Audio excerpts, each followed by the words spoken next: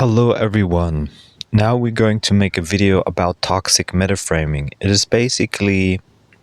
It's a neologism I coined. It's a term where you will understand on a profound level toxic people, even so far as to go talking about narcissists and recognizing them within a very short period of time.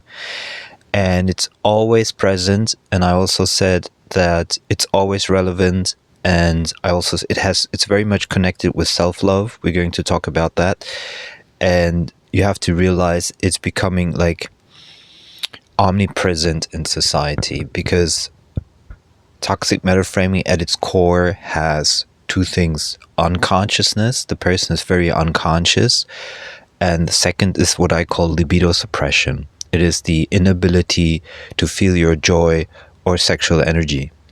And if those two or one of those two are suppressed and the person is unconscious, they will most likely project it to the outside. So they will blame their partner, they will blame society, they will blame whoever they meet during the day, and so forth. So how does it look in general? Like when you're, for example, on the internet, it becomes very pronounced because people have the feeling that they don't have consequences, or they don't carry consequences for what they say. So, for example, you could be in a very good mood and you could post something very nice, say on Facebook or something, and then someone else will come and say like, get a grip on yourself or something like that, or you're a loser. Or actually, something super interesting happened to me yesterday. I asked myself, I'm a tantra master for women, and I felt yesterday that I want to receive. So I was looking if in Tarifa, Spain, there's a tantra masseuse. And so I found one actually, but I'm not sure if she was in Tarifa or not. So I was like, do you do tantra massages? And she says, no, I don't do them, or something like that. Or I don't do them for men. No, she said, I don't do it. And she's like, maybe I don't understand, because I wasn't particularly looking for a massage. I was just interested in tantra in general, to maybe have a connection with someone on a spiritual level. And I asked her, so what do you do? Or you don't work with men then? And she said, no, I only work with women and partners. So I said, okay. And then I was still curious, like what she does, what kind of courses. And then I see 2 or 3 YouTube videos about men giving testimonials about massages, receiving massages from her. And she doesn't know anything about me, so she couldn't have rejected me based on looks or something. She doesn't know anything about me. So I was like, I told her, well, I found these videos. Maybe you want to delete them, because that's, then it seems like you do this type of work. And she said, no, I'm not going to delete it, and then gave some very weird reason which had nothing to do with basically what I was saying. And then I said, yeah, sure, do whatever you want, but then you're kind of lying, which is true, because she's lying. Because if she says she doesn't do it, but then has testimonials of men who show it, and she refuses to delete it, then she's basically just refusing it now. So she was lying. And she said to me, you're not worth anything. That was her response. I said, well, you're lying. It's your energy. Do whatever you want. But it's then not very truthful. And she said to me, I'm not worth anything. I'm like, okay. I mean, she doesn't know me.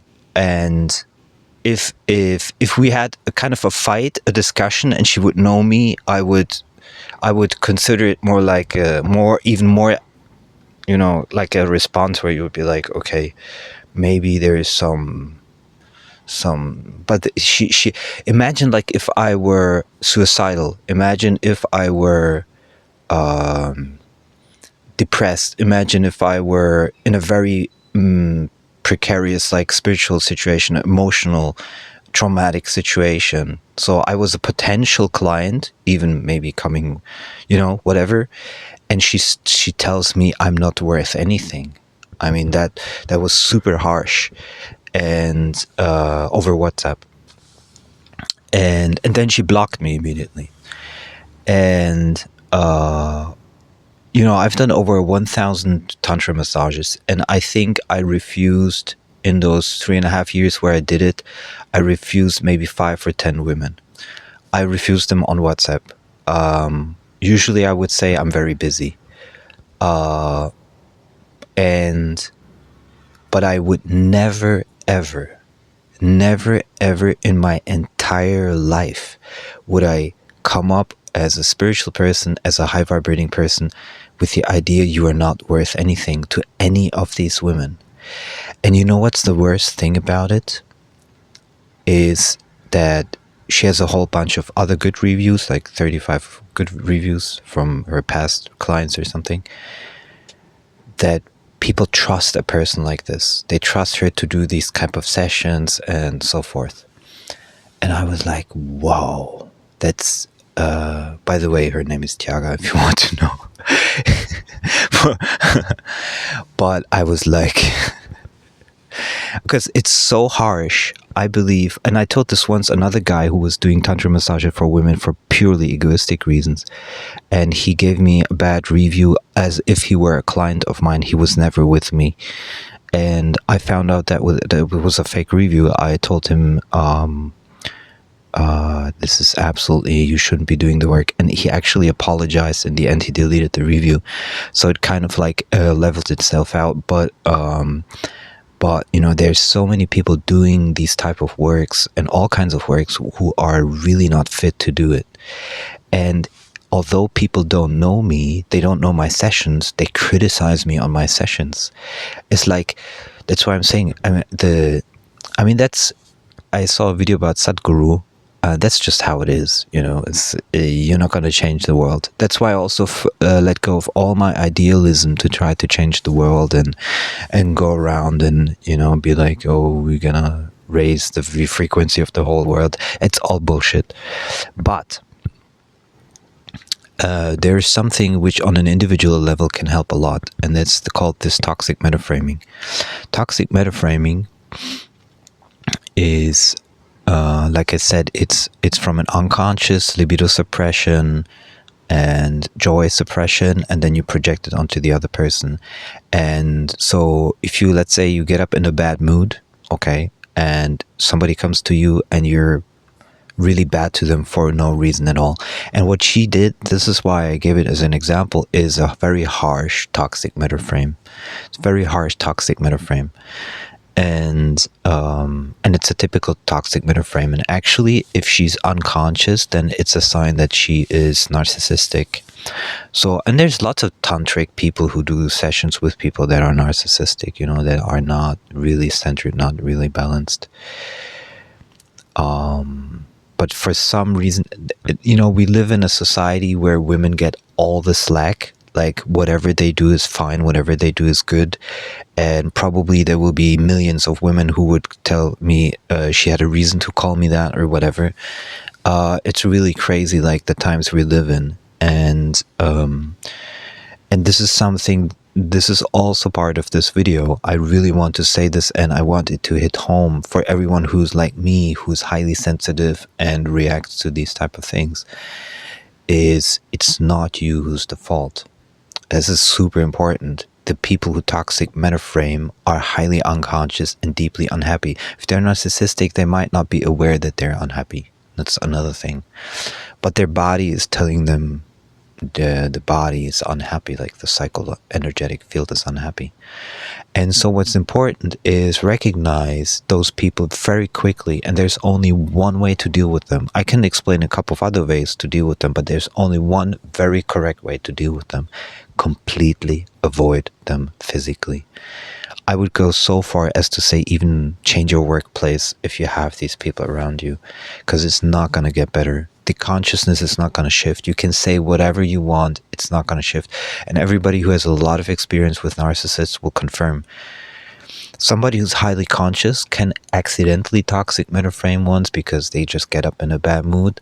But those, for example, if they're a couple, they can talk about it and they can rise above it. The narcissist cannot. Okay, this is super important because unconsciousness is an inherent part of narcissism. There's a certain frequency missing for them to self-reflect. It's never gonna happen. Never ever. Never ever. And if you remove yourself as the victim, they will find another victim. It's just that's just and they will run this in perpetuity because it works for them. And I've all said this before. A lot of women that don't like to hear this, but I work on a very high level, meaning I recognize patterns other people miss, and one of these patterns is women inherently like narcissists. I said this because actually it's funny because that video, Women Like Narcissists, didn't even get a like and didn't even get a comment, which I presume two things. One is I'm right, and nobody likes to hear the truth. And women know this. Like, if I asked the average woman, was your last partner narcissist? She would probably say yes. Why? Not because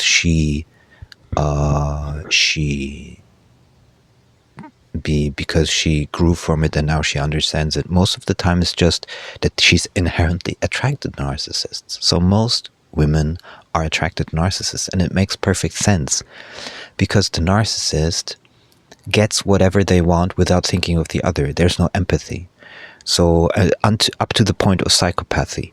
So what they do is they can get what they want, and the woman who's more passive in her role will accept that because the normal guy won't do that. Like, if I speak to a woman, for example, on the street or wherever in the restaurant, I calibrate like the signals. So I'm like, okay, she doesn't want to talk. Like for example, I was at this ecstatic dance and there were two Czech girls. And normally Czechs love to talk to each other. And they're more like the French, you know, and especially if they meet in a different place. We are only 10 million people as Czechs, so it's a very it has a very, very low population density, that country. So after the dance, I didn't want to bother them during the dance because the ecstatic dance is like for yourself. So at the end of the dance, I just came there and I said, did you enjoy the dance? And she immediately kept looking away like she didn't want to talk to me at all, which for Czechs is really strange. But good, I calibrate that and I check what's going on. Maybe try once more to just clarify if that's really the signal. Then I get it, okay, and I leave. But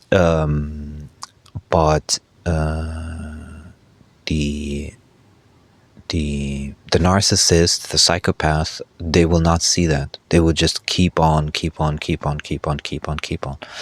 And that's a little bit the problem, because then the woman who's more passive in her role will be like, oh, he's really interested in me. He's not really interested in you. He's just trying to get whatever he wants. But that's also inherently attractive to women because it signals to them he's able to get it done. Kind of like that, kind of like, let's say, if primarily speaking, he can chase, a lion, or or chase whatever a lion, maybe not, but like a mammoth or something. He brings home the bacon, so to speak. So that's why they're attracted to that. So, but in a relationship, that's not a good trait. So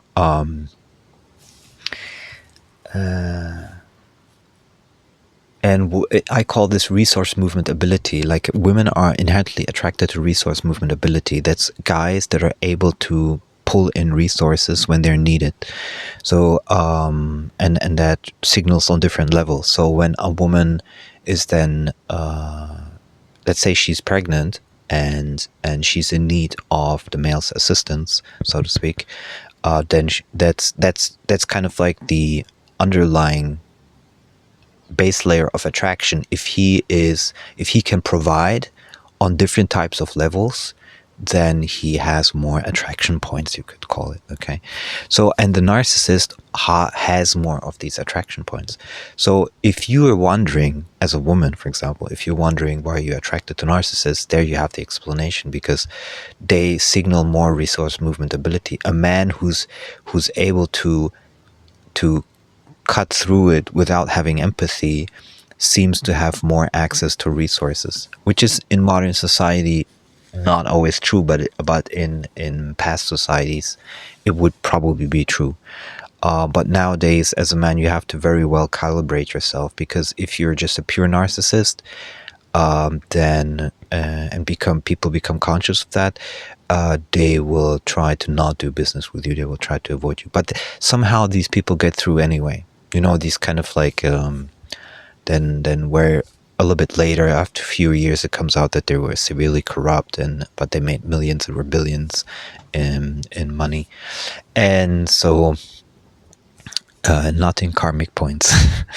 So that's a very interesting observation. And the toxic metaframer, the typical kind of like toxic metaframes are verbal, nonverbal, direct, indirect. And I have to explain exactly what is not toxic metaframing, okay? Because some people conflate it with other things which are not toxic metaframing. So if I were to say being Czech, I can make this joke, be like, all Czechs are stupid, okay? Then that's not toxic metaframing, even though you might be Czech, unless I say it in order to specifically hurt you. It's only a toxic metaframe if I want to hurt you in order to decrease your value, increase my value in the kind of sexual hierarchy, joy hierarchy kind of like level. By the way, I taught this a lot of people, especially also to guys, and it really opened like their view on this, like that completely changed their view, because you can literally see toxic people within the first few minutes speaking to them. So especially online, where they really think that it has no consequence. And in real life, they will, for example, I remember there was in a Czech office, postal office, there was a woman, there was like a line waiting, because it was COVID time and they were waiting outside, so you couldn't wait inside. And so it was like 30 people outside waiting in the post office. It was a really small village. And I come to the end of the line, and there's an older woman talking to a middle-aged guy. And I was like, "Are you waiting here for long?" And she looks at me, she doesn't even say anything. It's like, which for Czechs, especially on a village, is a very strange reaction. maybe I dropped some city vibes there, but she was like, so that's that's a direct non-verbal toxic metaframe, yeah. And yeah, and you just have to avoid these people. So you will. I mean, it happens in families too. So people can do it to children. Children can do it to parents, siblings to siblings, partners, of course. So it could be like,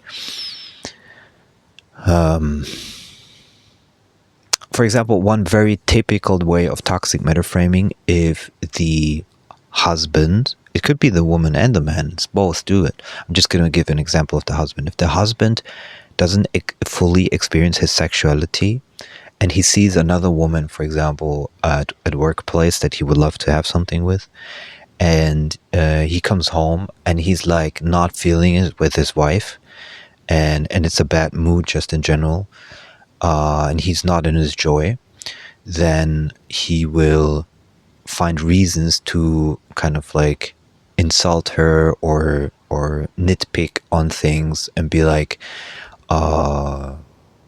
you never cook, you never, generalizations are usually, direct generalizations are usually toxic metaframes. So it's like, you never cook good food, or you always do it like your mother, you always do it like your father, or something like that. You're just like so and so. And those are all toxic metaframes. And the reason I call it toxic metaframes, because it's like it opens, it's basically it's like a large window, a large frame over your existence, so to speak, and toxic business is trying to hurt your harmony feeling. And the reason why I say it's connected with self-love is because living with a narcissist or a toxic metaframer is the opposite of self-love. The moment you compromise with that person is you're actually doing self-hate. So you're actually self-hating yourself. I saw a video where somebody was talking about how you know, a lot of people, no, let me say it differently. I'm a huge proponent that the healing is it starts with the decision. And I remember I met Sonja von Staden, like a pretty well known German like energy type of person, like esoteric, and who lives in Mallorca. She has a YouTube channel. And when I met her with my ex-girlfriend, she told me, I asked her, what is it that really healed you from your stomach problems? And she says it was the decision. And I always remember this until now, although it's been a couple of years, maybe 6 years since I saw her. I always remembered this, that it starts with a decision. So when you make a decision for self-love, meaning higher harmony, as I explained it in other videos, and you make that without compromise, then you're actually starting to change your life. Everything else before is bullshit. There's even a lot of coping or misaligned spirituality. So just, you cannot work through it within the relationship. It doesn't work because it assumes that the other person will eventually change sometime, or that you will change and become phlegmatic and it will be, or apathic, and it will not bother you. That will never be the case. It's like saying like a highly sensitive instrument, like let's say you have like a seismograph, which changes, which gives like clarity on how the earth is moving, like then if suddenly you know it's like telling the seismograph, stop measuring, it's it's just not gonna happen. Yeah. So so you have to, if you want to self-love, if you want to live in highest harmony, if you want to change your life, you must make that decision that you will not accept those type of people. And that often sometimes also means, and here comes the interesting part, you have to recognize the power in other things, because otherwise you will feel that you're losing out. For example, let's just say you leave a partner of many years, you will feel alone, and you have to get through that loneliness.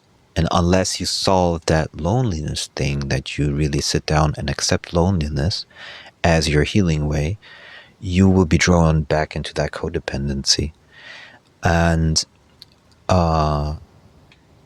because there are people that prey on that, and unconsciously, but they do it like sharks looking for blood. And the so there's things that you need to solve in order to not fall back into those people, and it starts with the decision.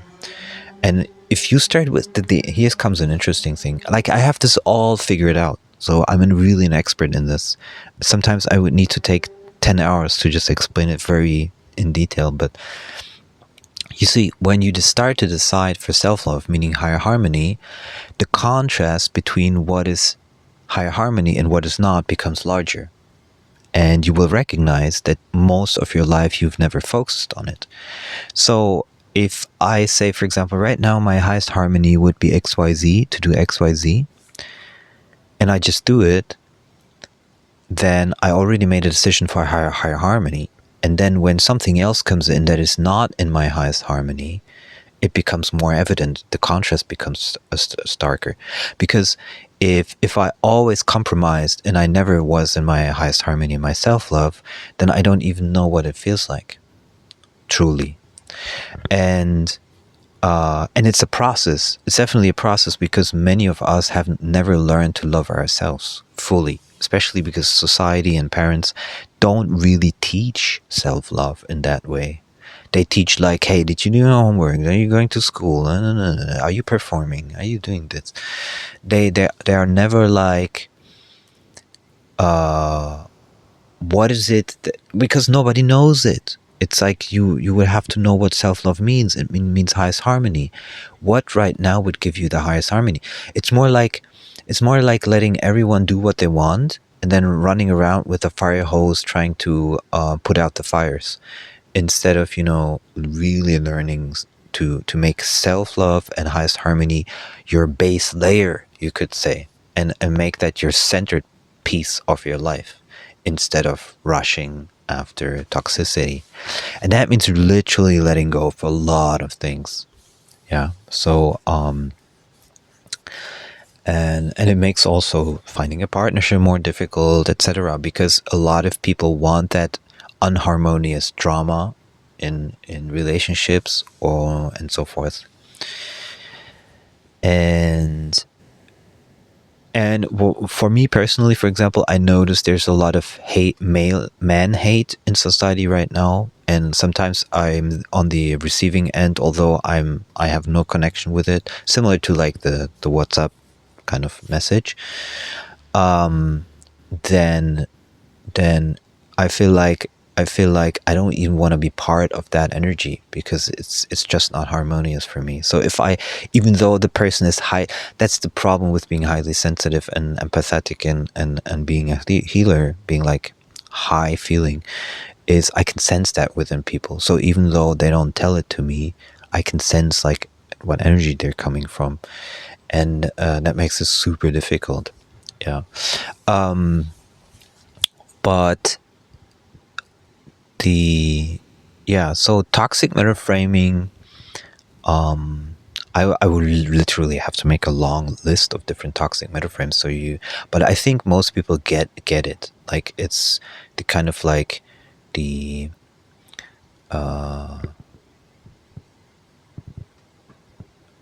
kind of like I remember, for example, one good example from my relationship, from my ex. We were in the van together, and she found a phone. When she walked outside, she found a phone and she brought it to me, and I was like, well, I'm gonna check. I was very empathetic with the person that lost the phone, so I was kind of like, okay, how do we get it back to her? And the phone, you could not unlock it, but it was on, it still had battery.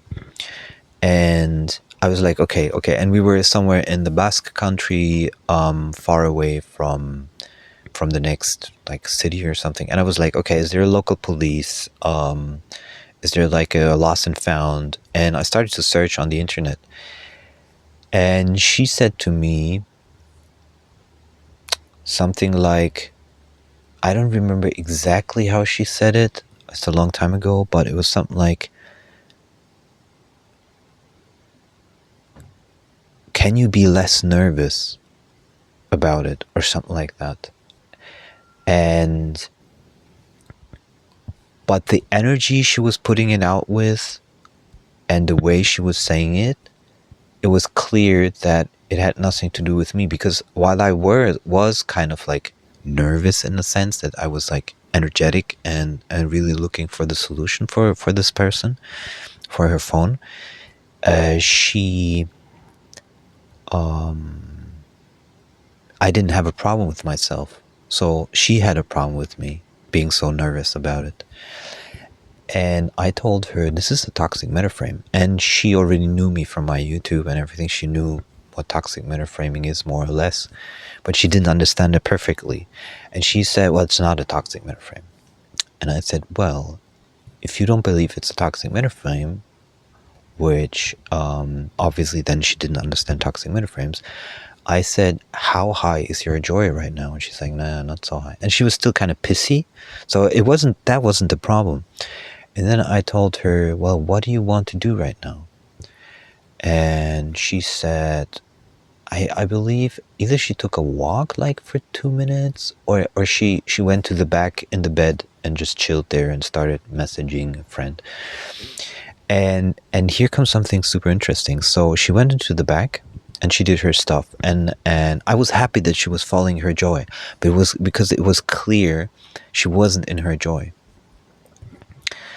And my ex had a lot of issues, so I don't want to get into that. But it was interesting how she started frantically texting on like Telegram with different people, and I don't know who, and she was sorting her messages, and then she told me, well, how do I tell a male friend that I really want to see him again? And it was so, I mean, she has it in her astrological profile also to make people jealous, but it was like an obvious attempt to like, because otherwise she would have said like, my friend so and so, you know, she kept it purposefully like, you know, whatever. So I was like, well, just say you want to see them. I don't know.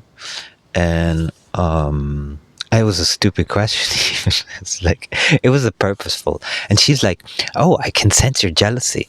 And that was again, that was like a bait, almost like a narcissistic bait, you know, like a toxic metaframe bait. And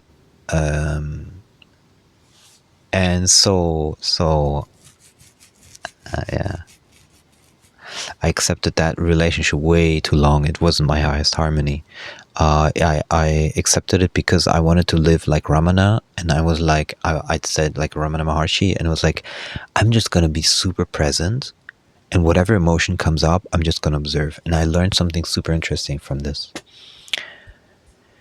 This only works if you're ready to let go of everything, even relationships. Okay, so you're literally not living in this 3D world. You're just passively kind of experiencing it, which is a very high vibrating spiritual way.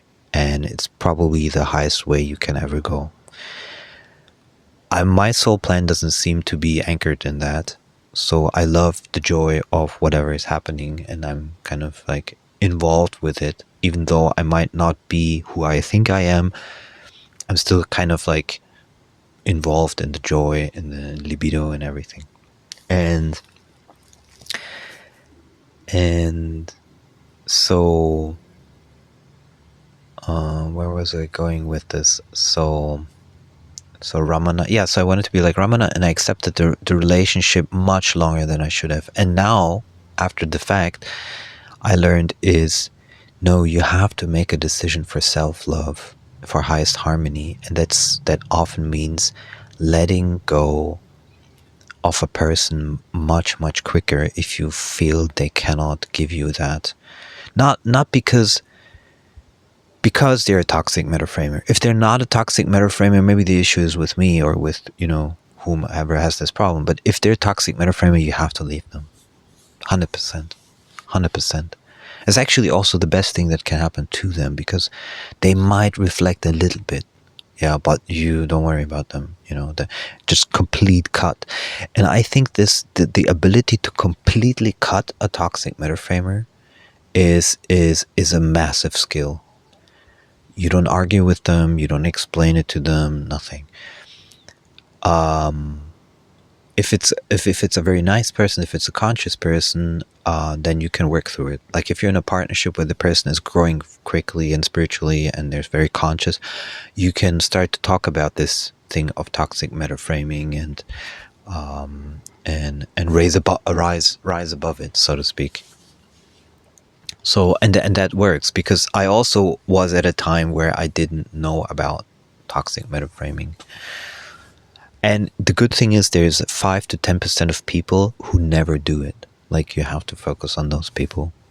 Yeah, and so sometimes it's also a blessing when you don't receive so much attention from modern society, because modern society is inherently sick. And a lot of people don't see that. Yeah, they don't even want to hear it. Like if you're a professional narcissist, you definitely don't want to hear it. Yeah, and you know, one of the fastest ways to uncover a narcissist is if they get massively aggressive by you calling them out.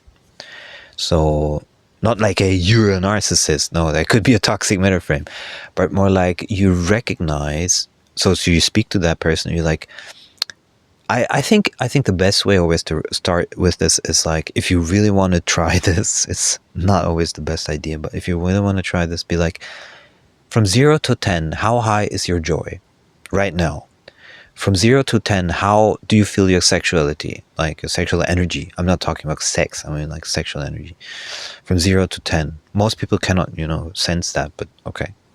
So, and then the answer will tell you everything, because you will probably say, yeah, my joy is like 8, my sexual energy is like 4 or something, or if they can reflect. And then you can be like, okay, now you know this. how could you go higher right now for yourself? What could you do that increases that energy? Do you need to flirt with someone? Do you need that in the partnership that it's a little bit better? Do you need to go for, I don't know, like a roller coaster to have some fun or something? What do you need? Do you need to eat a cake? So whatever it is. And when they do that, the energy completely shifts, because the underlying problem is always the unhappiness from the sacral chakra, joy or and sexuality. And when I talk about sexuality, to clarify this doesn't mean necessarily you need to sleep with different types of people. It just means that you feel fulfilled on this kind of deep sexual desire, kind of energy wise, this vitality. So it could be even flirting with someone, you enjoying their energy and so forth. And there's the old saying, you can look but don't touch if you're in a relationship. That could be one way. Of course, there's modern relationship which are more like polyamorous, because they don't want to limit themselves. That's also fine, depending, every person has this differently. And I give a very clear solutions for partners. Just sit down, write separately, what gives you joy and sexuality, and then come together and compare and see where you can come together with, and what you can allow the other person, what you do together, what you have to cut out. And then you can come back into that kind of energy again. It's basically the same energy as when you meet someone. As actually, toxic metaframing is the cornerstone of every bad relationship. Like, you will see in every bad relationship, you will see this what I'm talking about. In every bad relationship, every problematic relationship, you will see this toxic metaframing going on. So, and the opposite of toxic metaframing is short, authentic compliments. So, honey, you did a really good job with XYZ, for example. And just be truthful, just be honest, very short. But both need to do it. If it's just one person and the other is a narcissist, you're going to feel even more frustration. And it's interesting, like, what, especially, like, men have the masculine energy of men have it a little bit simpler with sending boundaries. Women have it much harder, because in their feminine energy, they're not used to setting boundaries, because it's a masculine energy trait. It's the same energy that is related to territory. You're not supposed to enter my territory. That's boundary. All this boundary setting. That's why also women are like complaining a lot nowadays about men not being able to read, and not able to recognize boundaries that women set. In a lot of ways, could be very subtle, like just talking to a woman in a situation she doesn't want to talk to anyone. So they want the men to really read like those boundaries, which sometimes is nonsensical because you cannot read it. But there's a lot of men who literally don't have like calibrated boundaries. But the problem is, those men are the ones who finally succeed.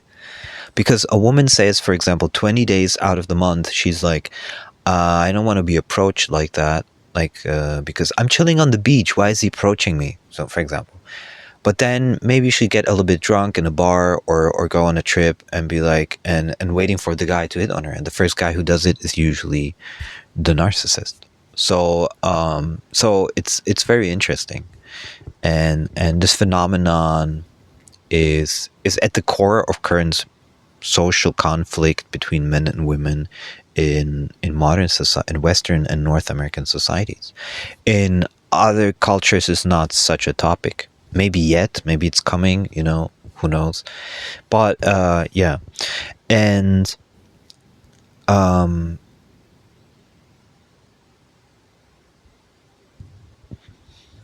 yeah. So recognizing toxic metaframing as early as possible to avoid these people. And what a lot of women started doing nowadays, even men started doing this as well now, is just avoiding the opposite gender completely, because they're not able to see through who is good, who's bad. So there's like, everyone is bad. That's better. That's the better protection, so to speak. So if you had 2 or 3 narcissists as a woman and you don't recognize the pattern why you're attracting this, and you're still attracted to narcissists, then you're like, okay, no, I'm just skipping everyone and all men are bad. No, you're just picking the wrong men, very simply. And you've picked them continuously, so you're now hurt, and that makes it super difficult to overcome. And it's really an interesting thing. Like, even if you heal yourself, so what do? Because you become a hermit. What is the point? Especially in a toxic society. So you can see it's almost like we're coming into a point of society where everything is becoming super complicated, because how do you love yourself and still remain in a toxic society, for example? Yeah, I've talked about this a lot. Like, I love speaking to people on the street. So when I meet them somewhere, just talk to them. I kind of like that. But at the same time, I'm hypersensitive and I love being in nature. So, and I love that harmony. When I'm in the cities, just drains me of energy. So how do I calibrate that? So, yeah. And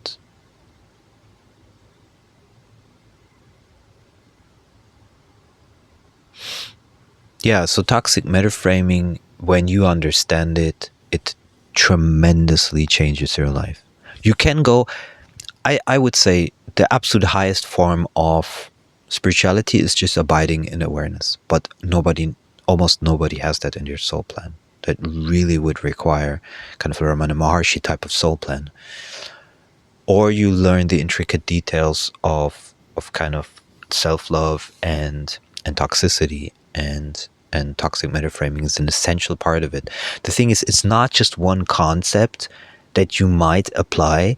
It's literally what you will observe in almost any social interaction. You will see it almost everywhere. And once you understand it, you will see it even more. And I love it when people come to me and like, your explanation of toxic metaframing completely changed my life. Like, completely changed my life. And I think we need this bump if we truly understand toxic metaframing and more people understand it, there will be a shift. There will definitely be a shift, because we won't give so much attention anymore to narcissists. But here's the thing. A guy who's a narcissist and has success with women, he has a proven strategy. He has a positive feedback loop. So he has no reason to stop.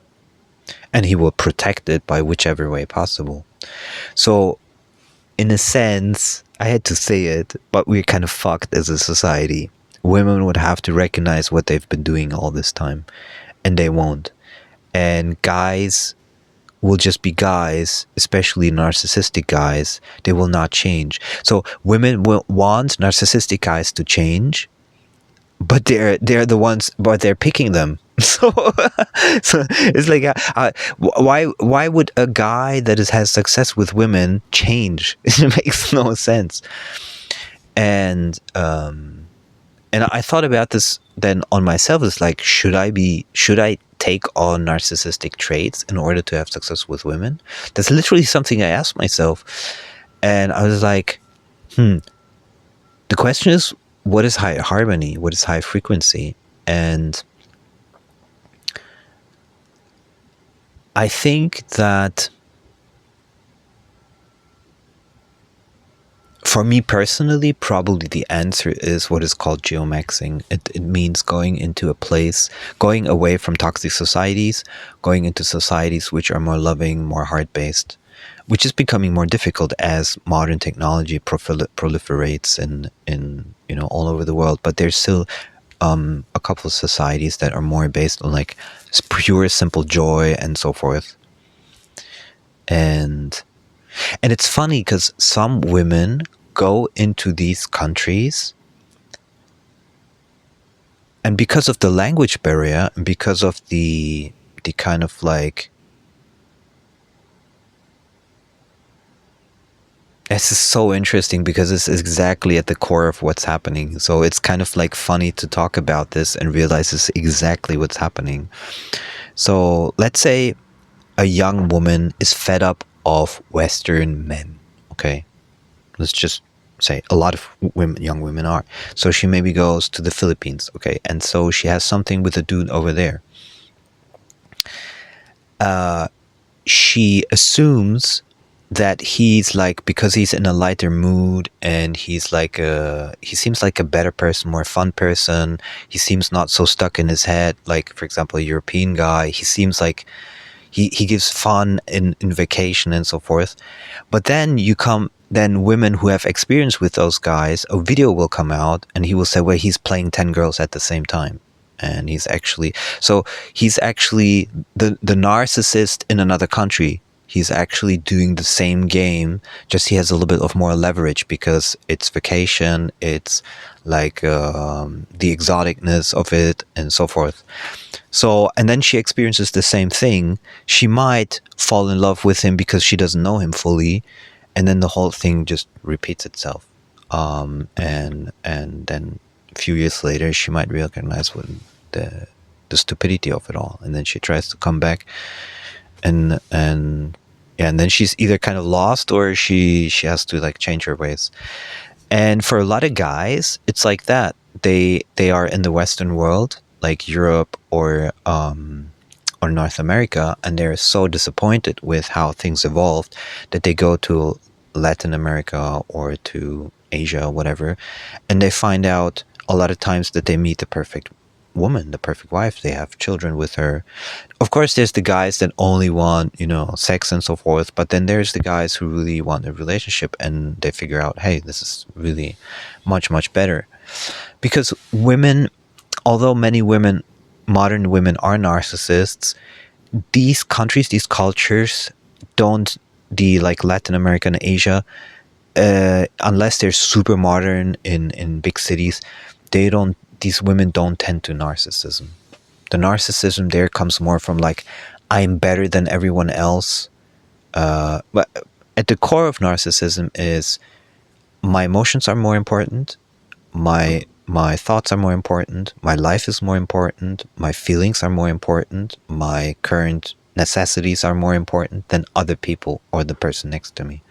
It's a core belief of the narcissist, unconscious core belief of the narcissist. And while it might be a trauma response, I don't care. Like, the person is not going to change, so I don't care what trauma response they have. They're not going to go to a therapist, so I don't give a fuck in that sense. I'm just going to take care of my own self-love. And by the way, in a Facebook group for unvaxxed people, I posted something like, I love myself, but it's kind of hard to find someone who's, unvaxxed and so forth. And even there was so much toxicity. Well, is it self-love or is it more like narcissistic? It's like I deleted all of these groups because it's full of libido suppressed people. It's completely full of libido suppressed people. And the thing is, once you understand self-love and highest harmony, you don't need to, how do you say it in English? You don't need to convince anyone of it. Yeah, there's no reason to do it. And some people will vibe with it, some people won't.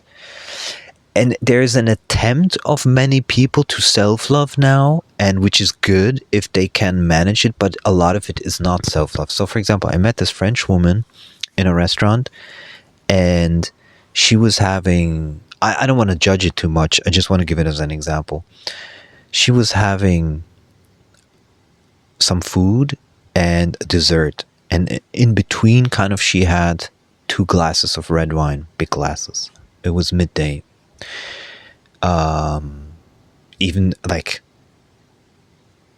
I'm just gonna say it, okay, but this has nothing to do with the video, but I'm like, red wine with the dessert, it just didn't work at all. Like, I know the dessert, and I was like, even like the Spanish wine, which is a little bit more like acidic, fruity probably, it just doesn't work at all. It's like, might want to have that to steak or something, but whatever. So she had two red wines. Just that's a little bit of French in me here, where I was like, yeah. But she was trying to enjoy herself. But she was there alone. And the interesting thing is that, and then she was journaling, and I started to talk to her, and eventually I asked her, what is she writing about? And I said, I wrote a book about spirituality. I'm curious, like, what she's writing about. And she said, and I asked, this is kind of like journaling, and she said something like that, and she didn't want to expound on it. And I was like, okay. So she obviously didn't want to talk much. And but the interesting thing, why am I saying this? So she was kind of like trying to self-love herself. So probably she was she's a Parisian woman living in Berlin, Parisien, living in Berlin, and she came to Tarifa for vacation. And I was like,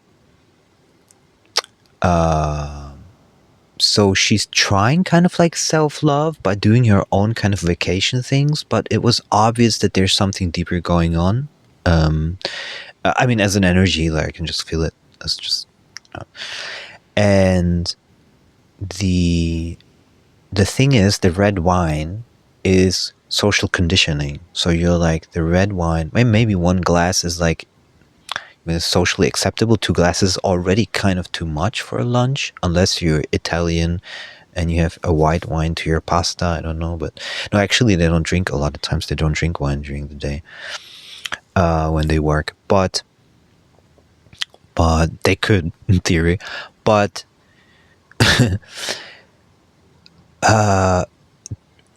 alcohol is a toxin, is highly dangerous to the body. It's it kills nerves. It's very toxic to the body. It blocks fat processing also for 24 hours. I think it's 24 hours. There's a lot of reasons not to drink alcohol. And I'm not trying to be dogmatic about it. What I'm trying to say is, if you truly make, this is where I'm getting at, if you're 100% focused on self-love, which is highest harmony, you have to cut out everything. And I'm not saying it's easy, because I also sometimes have a sweet tooth, so I like a dessert or something. You have to cut out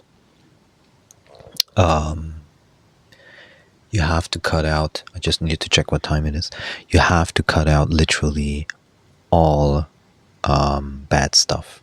You have to cut out alcohol, smoking, drugs, anything that's bad for your harmony. And even like if there's places that have loud music that you don't like, and so forth.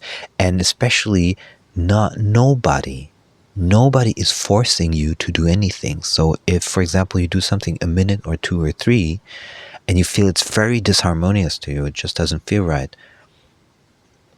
just go. I mean, if you have some kind of appointment with, well, let's say you have a date, then just be polite, okay, and tell the truth, and then go. A lot of people nowadays also can't tell the truth, so they're like, yeah.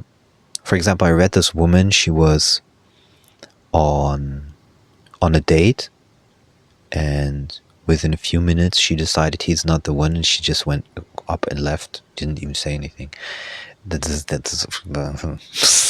yeah. A lot of people don't think anything has consequences, and there's so much feeling, especially with women. Guys, I don't know how guys are with this, but there's like no accountability whatsoever, and it's getting harsh. And I think what they're actually trying to do, a lot of these women, I think they're trying to copy what they think that men do, kind of like from that herd kind of base, where they're like, well, men can do this, so I can be harsher even than men, kind of like that thing. And that, of course, doesn't make any sense, because it's just everything becomes more toxic and more toxic and more toxic and more toxic.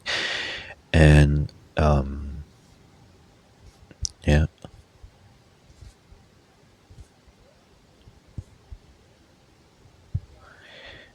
And the thing is, unless you understand these dynamics on a profound level, you're bound to repeat it all the time.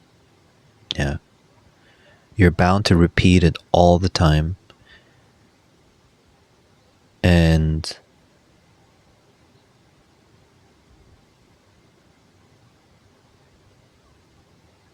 And so understanding it is a higher frequency. Unless you live like Ramana Maharshi, then you don't have to worry about anything. But one thing I truly don't believe, and a lot of these gurus, they say this, but I don't believe it, by being completely passive. No, that's not really what they're saying, but it's kind of like it. A lot of people are confused with this. It's like being totally passive, that things just come about. A lot of women say this in esoteric circles, but it's because they're good looking and they're young, and or they're just good looking even then when they're older. Women can do this in society. So a woman can be like, just be yourself, you know, la la la. And you usually have a blonde girl, you know, blue eyes, be like, just be yourself and manifest. It's like, and then now there come a lot of like sketches and jokes are coming out where where people are making fun of this kind of like for example,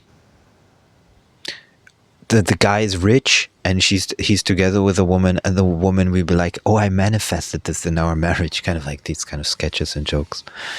Yeah, I don't believe in that. I believe men need to be the doers, and I believe men need to know what they want and they need to go after it.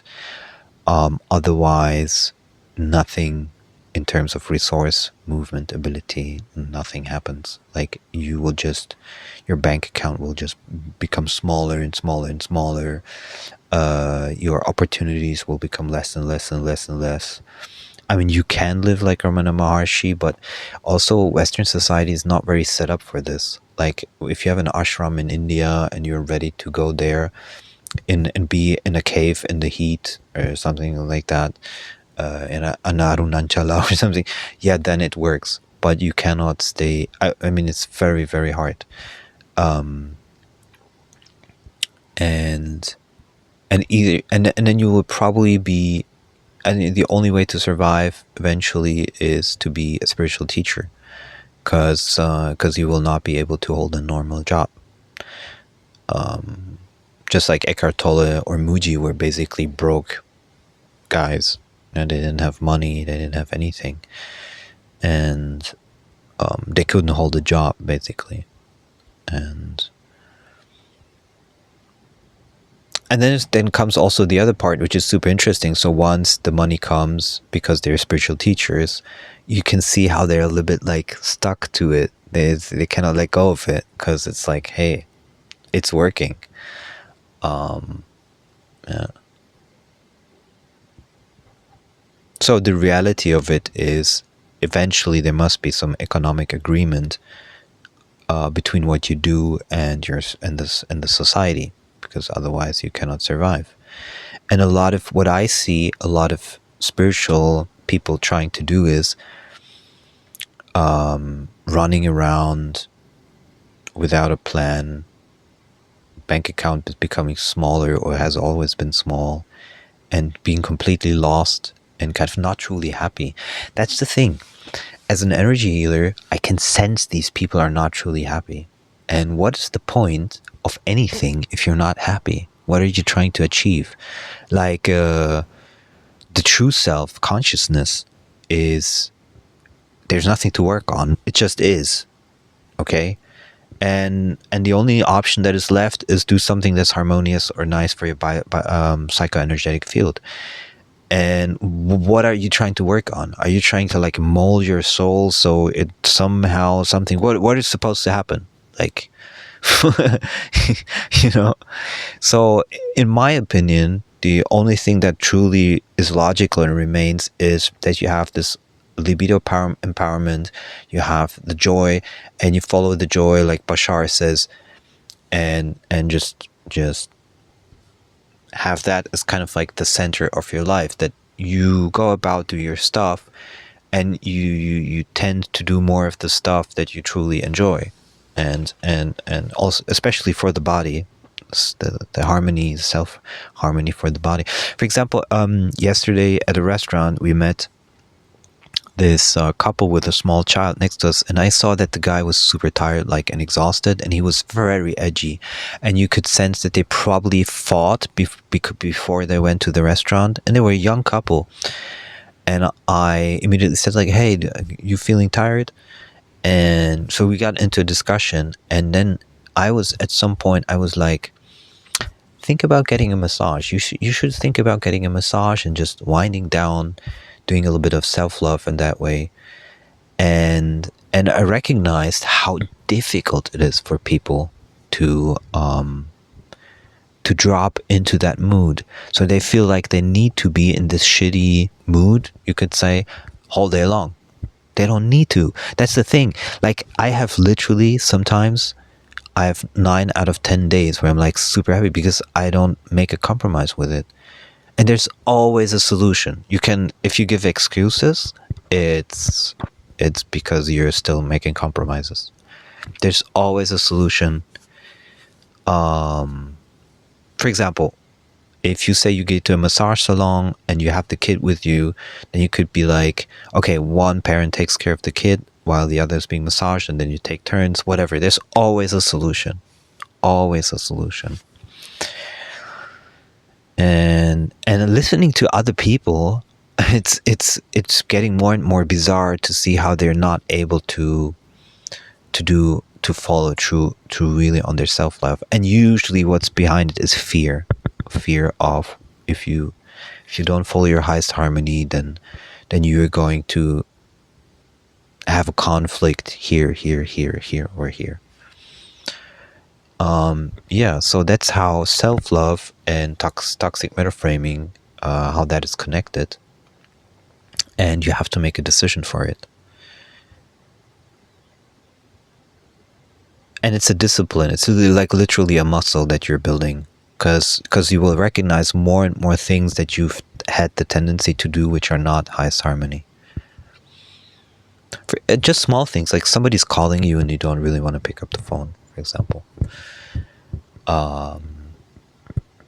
Especially if someone who drains you of energy, and then you're 1 hour on the phone and so forth. And